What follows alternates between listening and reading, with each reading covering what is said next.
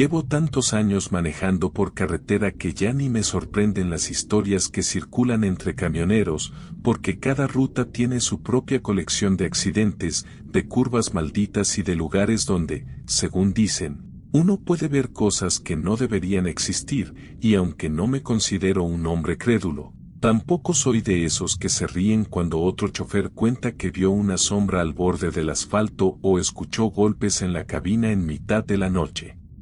Todo eso siempre me había parecido parte del oficio, cuentos que se escuchan en cafeterías de carretera para espantar a los nuevos, hasta que una entrega sencilla, de esas que parecen rutinarias, terminó convirtiéndose en la peor noche que he pasado fuera de mi casa. Era invierno y yo llevaba un cargamento pequeño de piezas de electrodomésticos hacia una bodega al sur del país, una distancia relativamente corta para lo acostumbrado, un viaje que en condiciones normales podía hacerse en una sola jornada sin necesidad de forzar el cuerpo ni el motor, así que salí de madrugada convencido de que antes de medianoche estaría descargando. El inicio fue un desastre. Primero un accidente múltiple que me hizo perder casi una hora, luego otra retención por obras mal señalizadas y, más tarde, una fila interminable de coches atrapados por otro choque en una carretera secundaria, de modo que lo que debía ser un trayecto rápido se convirtió en una sucesión de retrasos, luces de emergencia y policías desviando vehículos. Cuando por fin llegué a destino, pasaban ya de las 11 de la noche. La bodega estaba casi vacía, el dueño me recibió de buen modo, se disculpó por la hora y parecía dispuesto a descargar enseguida, pero a los pocos minutos el montacargas se averió y todo el plan se vino abajo. El encargado maldijo a sus empleados, al almacén y al mundo entero, luego respiró hondo y me dijo que no tenía cómo vaciar la carga hasta el día siguiente. Yo ya me estaba resignando a pasar la noche dentro de la cabina, con el motor a ratos encendido para no congelarme, cuando el hombre, quizá por remordimiento, me dio dinero para alquilar un cuarto cerca de la zona industrial y me pidió que durmiera bien, que en cuanto arreglaran la máquina me llamarían para descargar el camión. No era común encontrarse con un cliente tan considerado, así que se lo agradecí. Metí en una mochila lo indispensable y salí del patio del almacén. A unos cuantos minutos había un conjunto de edificios viejos, de esos barrios construidos para obreros y abandonados poco a poco cuando la industria empezó a morir, con faroles débiles, nieve acumulada en las banquetas y ese silencio raro que tienen los lugares donde ya casi nadie vive. Después de llamar a un par de números, una mujer aceptó rentarme un departamento por una noche. Me abrió la puerta sin demasiadas palabras, me enseñó un cuarto pequeño pero limpio, cobró por adelantado y se marchó. Yo me di una ducha caliente, me preparé un té con unas galletas que traía en la mochila y, en cuanto toqué la cama, me quedé dormido. No sé cuánto tiempo pasó antes de despertarme. Lo primero que recuerdo es el viento golpeando la ventana. Abrí los ojos, todavía aturdido, y vi la habitación a oscuras, apenas iluminada por la luz azulada que entraba desde la calle. Miré el teléfono. Eran las 2:30 de la madrugada. Entonces escuché el primer golpe.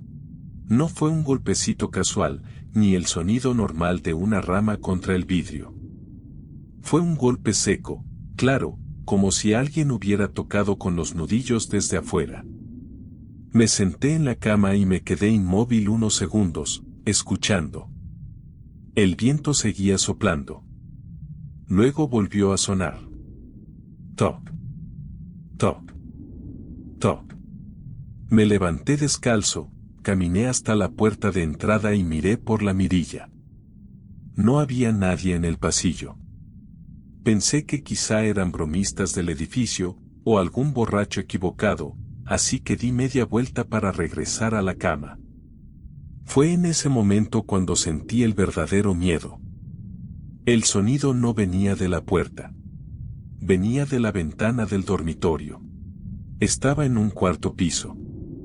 Afuera no había balcón, ni barandal, ni posibilidad de que alguien estuviera allí parado. Aún así, Los golpes siguieron, lentos, insistentes, perfectamente separados entre sí, como si una persona paciente quisiera que yo entendiera que estaba llamando y que no se iría. Ya no pensé en dormir. Me puse los calcetines, los pantalones, la chamarra, empecé a guardar mis cosas a toda velocidad y, mientras lo hacía, noté otra cosa extraña: en el baño se abrió el agua sola.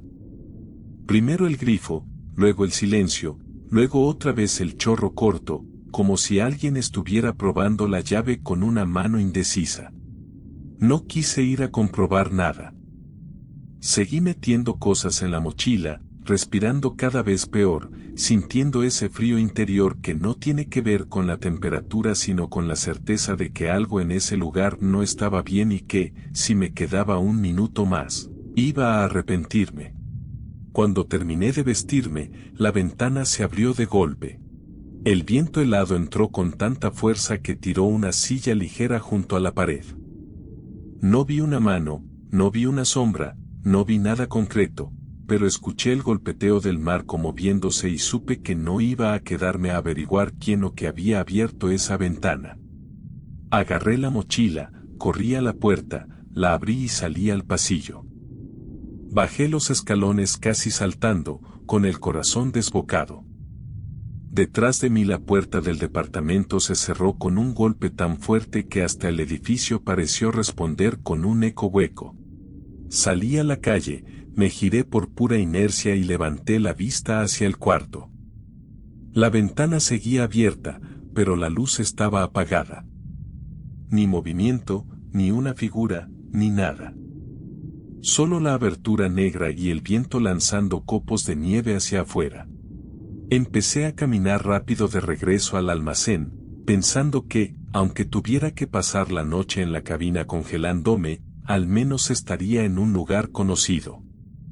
Entonces escuché detrás de mí el zumbido del portero eléctrico del edificio, como cuando alguien abre desde adentro para salir. Me di la vuelta y vi un bulto oscuro cruzar la puerta principal. No puedo jurar qué era. Solo vi una silueta alta, mal recortada por la nevada, y después esa cosa empezó a moverse en mi dirección. No caminaba despacio. Venía deprisa. Yo también corrí. La nieve me pegaba en la cara, las suelas resbalaban, el aire me quemaba la garganta, pero no dejé de correr hasta alcanzar la caseta del guardia de la zona industrial. Empecé a golpear el cristal como un loco. El vigilante abrió enseguida al verme en ese estado. Entré, cerró la reja y seguí hasta mi camión. Subí a la cabina, arranqué el motor y me encendí un cigarro con las manos temblando tanto que casi no pude hacerlo. El guardia se acercó a la puerta y me preguntó qué había pasado. Le conté todo atropelladamente, lo de los golpes, el agua, la ventana, la silueta persiguiéndome. Él me escuchó en silencio y luego me hizo una pregunta que me dejó peor que antes. ¿El departamento era en el cuarto piso? Le dije que sí. Él suspiró, miró hacia el edificio como quien mira algo que preferiría no recordar y me dijo que un año antes, en ese mismo departamento, un hombre había matado a martillazos a 2 chicas jóvenes. Desde entonces, la mujer seguía alquilándolo por noches. Según él, no todos veían cosas, pero los que las veían siempre salían antes del amanecer. No volví a intentar dormir esa noche. Me quedé dentro del camión, con las luces de la caseta al frente y el motor temblando bajo mis pies. Y desde entonces, cada vez que algún cliente me dice que puedo descansar en un departamento barato cerca de una zona industrial, prefiero 1000 veces quedarme en la cabina. Lo que voy a contar ocurrió cuando aún estaba en servicio, y por razones obvias no voy a mencionar unidades, nombres reales ni lugares exactos, porque lo que pasó esa noche bastaría para que cualquiera creyera que estoy loco o que intento inventarme una historia donde no la hay. Yo era conductor militar.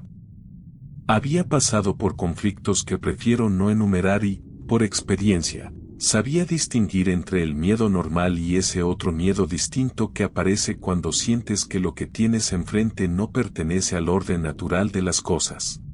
Una mañana de primavera me llamaron aparte. Un mayor me pidió salir del hangar y, cuando estuvimos solos, me ofreció un trabajo puntual, trasladar un cargamento de alto valor desde un punto de salida hasta otro punto marcado solo como destino final. La distancia no era enorme, pero su tono dejó claro que no se trataba de una misión cualquiera. Cuando le pregunté qué ocurría si me negaba, me miró con absoluta frialdad y me dijo que la tarea debía cumplirse a cualquier costo. Luego añadió algo más tentador: si aceptaba, mi retiro podría adelantarse y me mejorarían la pensión. No era una sugerencia. Era una orden disfrazada. Aquella tarde intenté dormir unas horas. Me despertaron cerca de las 8.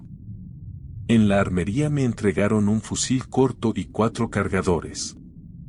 Eso me inquietó más que cualquier otra cosa, porque si un simple viaje de carga exigía armamento y autorización para disparar a matar, significaba que alguien esperaba problemas en el camino.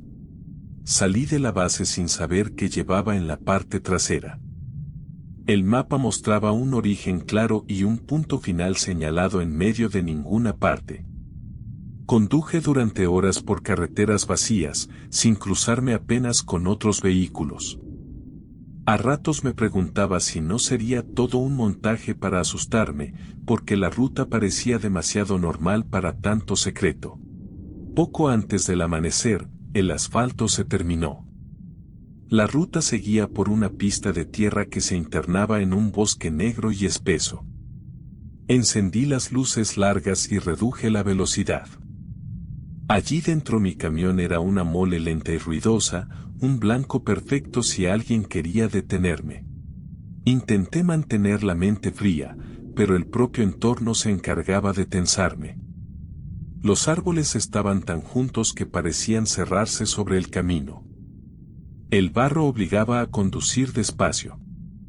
No había casas, ni señales, ni un solo indicio de vida humana. Solo el motor, la respiración y, sobre el asiento de al lado, el fusil apuntando hacia la puerta. El primer impacto llegó sin aviso. El vidrio de la puerta explotó hacia adentro. Sentí los fragmentos cortándome la cara y reaccioné por puro instinto, acelerando mientras levantaba el arma con una mano y la apoyaba en el marco roto con la otra. Algo acababa de asomarse por la ventanilla, algo con forma humana, pero no era una persona. Disparé. No vi sangre ni un cuerpo caer con claridad. Solo un bulto que desapareció hacia la oscuridad y el olor de pólvora llenando la cabina. Activé las intermitentes para intentar ver mejor los laterales del camión cada vez que la luz parpadeaba. Esperaba otro ataque, y no tardó en llegar. Golpes en la chapa. Garras o manos golpeando la puerta. Respiraciones o chillidos pegados al metal. No lo sé. Solo sé que vacié otro cargador a través de la misma ventanilla rota, disparando al sonido, a la sombra, a lo que quisiera arrancarme de la cabina. Durante unos segundos volvió el silencio, pero el camino empezó a doblarse y sentí que aquello no había terminado. Faltaban menos de 10 kilómetros para el punto señalado en el mapa, pero cada metro parecía más largo que el anterior. De pronto, una de esas cosas cayó sobre el cofre del camión. Esta vez la vi bien. Llevaba restos de pantalón militar, una camiseta blanca hecha jirones, iba descalza, con la mandíbula salida, dientes demasiado largos y ojos llenos a la vez de rabia y sufrimiento, como si todavía conservara una parte humana atrapada dentro de algo monstruoso. Alzó el brazo para romper el parabrisas y disparé antes de que pudiera hacerlo. El cuerpo cayó, quedó atravesado unos segundos sobre el cofre y luego, en una curva, se deslizó fuera de mi vista. Pensé que había recuperado la ventaja. Me equivoqué. Al salir de la curva, las luces largas iluminaron una multitud. Decenas de esas criaturas cubrían la pista. No frené. Sujeté el volante con ambas manos y hundí el pie en el acelerador. El camión empezó a golpear cuerpos, a saltar sobre ellos, a sacudirse como si atravesara troncos y no seres vivos. El parachoques retumbaba. Yo no miraba a los lados. Solo avanzaba. Duró unos segundos, pero en mi memoria sigue siendo un tramo interminable de gritos, golpes y vibración metálica. Y entonces, tan de golpe como había empezado, el camino volvió a quedar vacío. Unos metros más adelante vi la barrera de acceso y una caseta de control. Un reflector me dio de lleno en la cara. Reduje la velocidad y frené a distancia. Varios hombres armados salieron de la garita, me pidieron documentos y revisaron la carpeta de la misión. Me dejaron pasar. Nadie me preguntó por los disparos, por el vidrio roto ni por la sangre en mi mejilla. Nadie comentó nada sobre lo que hubiera quedado detrás de mí en ese bosque. Descargaron el camión, me hicieron firmar papeles de confidencialidad y, fieles a su promesa, adelantaron mi retiro. Nunca supe qué llevaban ni quiénes eran esas cosas, pero todavía pienso en sus ropas militares y en la expresión de sus ojos. Y cuanto más lo recuerdo, más convencido estoy de que nuestros bosques guardan secretos que no fueron enterrados del todo. Después de tantos años manejando de noche, uno aprende a no detenerse por cualquier cosa, porque la carretera está llena de gente que finge averías, accidentes o peticiones de auxilio para asaltar a quien tenga la mala idea de bajarse del camión, y por eso yo siempre seguí una regla sencilla: si pasa algo raro después de cierta hora, no freno, no abro y no salgo. Esa regla me había servido bien hasta una noche en la que me dirigía al norte con materiales urgentes. El cliente me había pedido apurarme y decidí recortar camino por una ruta menos habitual, una de esas carreteras a las que todo el mundo atribuye accidentes extraños y relatos sobrenaturales, aunque yo, hasta ese momento, seguía creyendo que toda historia tenía una explicación lógica si uno se tomaba la molestia de buscarla. Antes de internarme en la parte más solitaria de la ruta, paré a tomar café en una estación de servicio. Allí, al entrar a la tienda, me crucé con un muchacho joven que salía en ese momento. Le cedí el paso por cortesía. Él sonrió, asintió y corrió hacia una Honda blanca de los 90, de esas que sus dueños viejos conservan con más cariño que muchos cuidan a su propia casa. No le di más importancia. Compré café, volví al camión y seguí conduciendo. Una hora después la carretera se metió en una reserva forestal. Bajé la velocidad. Era de noche cerrada, terreno de animales sueltos, y un camión cargado no se detiene como un coche cualquiera. Todo parecía normal hasta que levanté la vista y vi algo atravesado delante de mí. Clavé los frenos. Las ruedas chillaron. El camión se inclinó hacia adelante y se detuvo a pocos metros de una Honda blanca destrozada contra la barrera de seguridad. Tardé un segundo en reconocerla. Era el mismo coche del muchacho de la gasolinera. Normalmente no habría bajado. Pero la imagen de su cara me golpeó la conciencia. Pensé que, si seguía vivo y yo lo dejaba morir, no iba a perdonármelo jamás. Tomé la linterna y salí. La puerta del conductor estaba deformada y no abría. Las otras también estaban atascadas. Golpeé el vidrio. No hubo respuesta. Sin embargo, con la linterna pude ver claramente que había alguien sentado al volante. Saqué fuerza de donde no tenía, golpeé con la linterna el cristal y lo rompí. En cuanto la luz cayó sobre su pecho, retrocedí de un salto. No estaba herido por el choque. Tenía clavadas 3 empuñaduras. Parecían cuchillos domésticos o algo muy parecido, hundidos hasta el fondo. No había forma humana de salvarlo.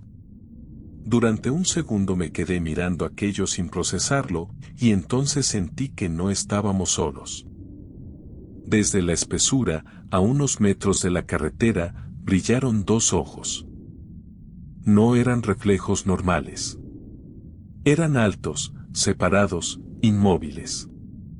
Apunté con la linterna de inmediato, pero ya no había nada. Solo árboles y oscuridad. Aún así, tuve la certeza absoluta de que alguien, o algo, se había retirado justo antes de que el haz de luz lo alcanzara. Empecé a retroceder hacia el camión sin darle la espalda al bosque. Quise llamar a emergencias, pero las manos me temblaban tanto que casi dejé caer el teléfono. Al final subí a la cabina, metí la marcha y abandoné ese tramo como si llevara el infierno pegado al parachoques. No volví a sentir sueño en toda la noche. Manejé con los ojos completamente abiertos, con la garganta seca y la sensación de que, si miraba demasiado tiempo por los espejos, iba a ver algo corriendo detrás del remolque. Cuando finalmente llegué al punto de descarga y quise abrir la puerta para bajar, noté algo extraño. La manija no salía limpia. Me incliné mejor y vi una hoja metálica incrustada en el panel interior de la puerta. No era un cuchillo pequeño.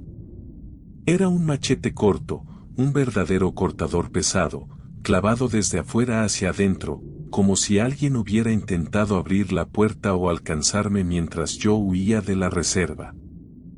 En ese momento entendí que lo que había visto entre los árboles no se había quedado junto a la honda. Había llegado hasta mi camión. Había viajado conmigo al menos parte del trayecto. Y si no logró entrar, no fue porque no lo intentara, sino porque la suerte, por una vez, decidió dejarme seguir manejando.